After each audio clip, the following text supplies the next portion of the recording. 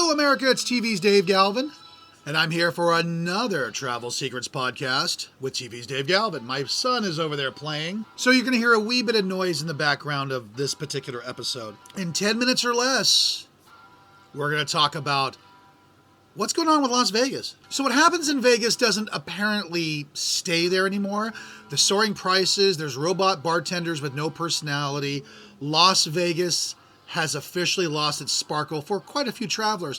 And today we're going to be diving into the so-called entertainment capital of the world and figure out why it's getting ghosted in the year 2025 and where everyone's going instead. So let's talk about the negatives. The price gouging is real, and it has been for quite some time.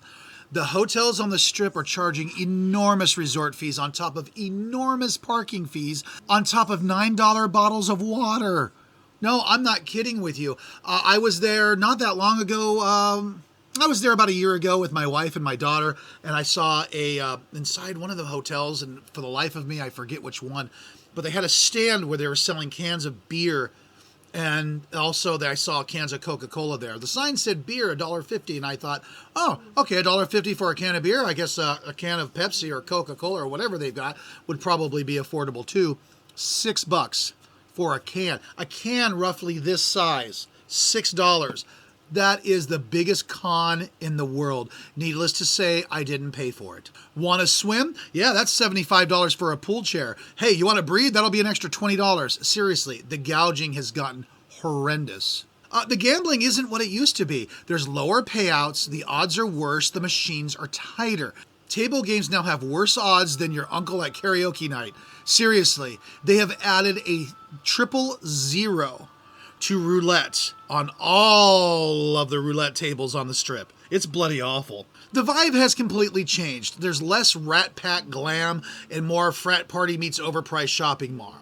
The crowds are getting rougher and the service is hit or miss. They have laid off so many people, cocktail waitresses, etc., that it's hard to get decent service.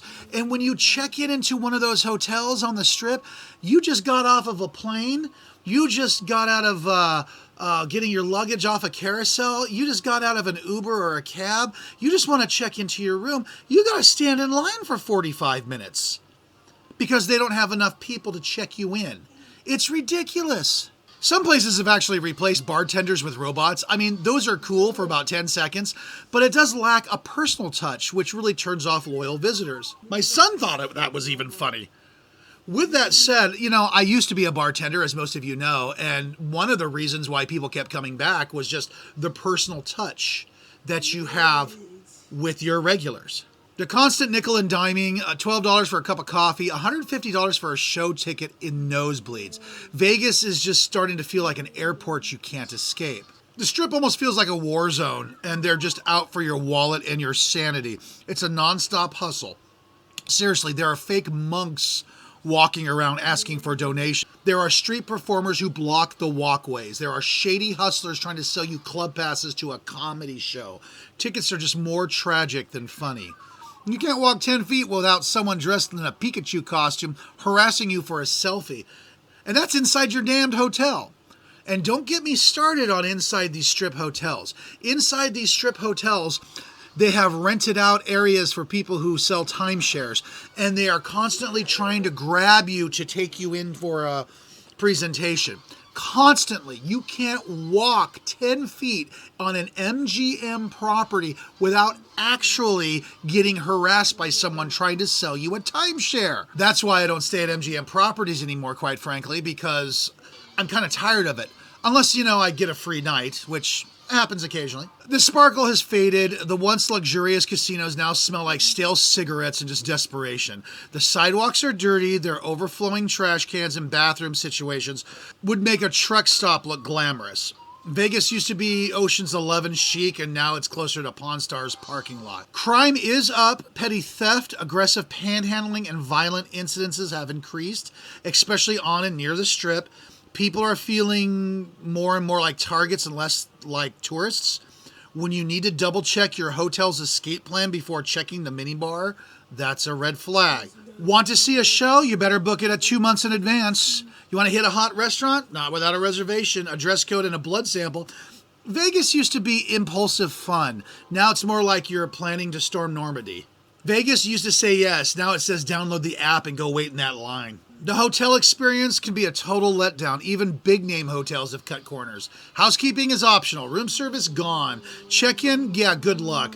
Rooms feel tired and overused, like they've hosted 400 bachelorette parties and an exorcism. Paying $400 a night to sleep under flickering lights and listening to a bass thump from the floor above isn't luxury, man. It's a punishment. I'm going to be staying at the Strat here in about a month and a half, and I just watched a review on YouTube to see what people thought about it, and they said that there's somebody outside his door vacuuming at 3 in the morning. He called to complain, and the person was very rude, telling them, yeah, there's nothing I can do for you. Is there? Bye, and clicked and hung up on him. I mean, it's just like they don't care. So generally, I do stay on Fremont Street, which I do find is a bit more tolerable, at least for the price. Several hotels don't have resort fees, and you can at least enjoy yourself a little bit more. The dollar goes a little farther, and they're not charging you $6 for a can of Pepsi. So where are people going instead?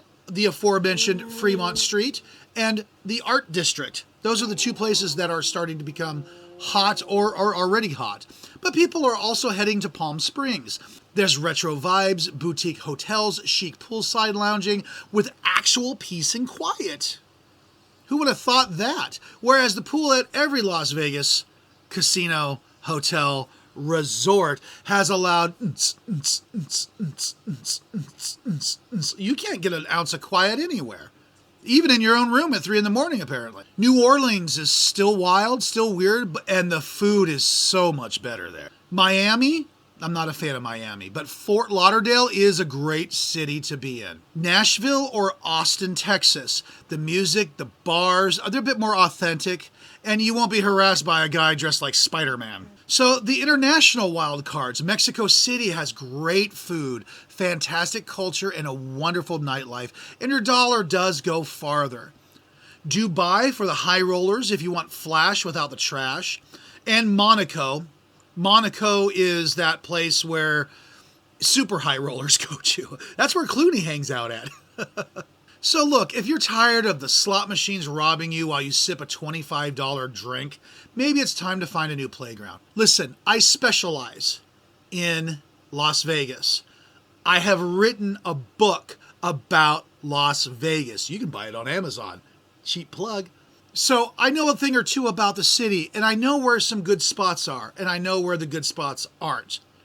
So maybe you should just contact me at timeforyourvacation.com or the phone number below, and I'll give you all the information you need to know, and we can book you a decent room. Every X amount of years, Vegas reinvents itself, and it's in the middle of it doing it right this moment. And it's sort of reinventing itself now into a sports town. They're getting various sports teams. WrestleMania was there in 2025, and they'll be back in 2026. So, they've had Super Bowls, they've had WrestleManias, and they're just about to break ground on their baseball stadium where the Tropicana used to be. So, you know what? In a few years, Vegas will be back to where it was. I have no doubt. But until then, give me a call, and we'll figure out the best place for your vacation. Well, I hope everything's going well for you. We'll see you next week.